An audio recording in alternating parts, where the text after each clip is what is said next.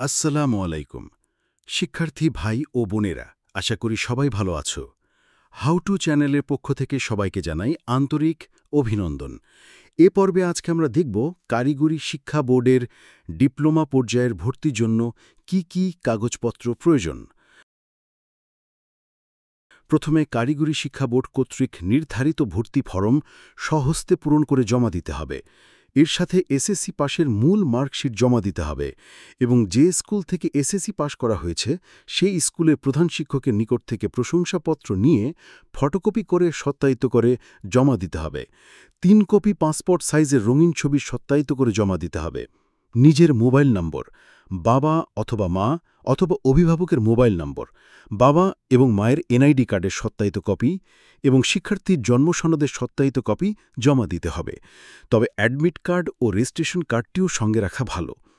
ভর্তি ফর্মের পিডিএফ কপির লিঙ্কটি ডিসক্রিপশন বক্সে দেয়া হলো, ডাউনলোড করে নিতে পারেন। এই রকম আরও ভিডিও পেতে চ্যানেলটি সাবস্ক্রাইব ও শেয়ার করুন। ধন্যবাদ।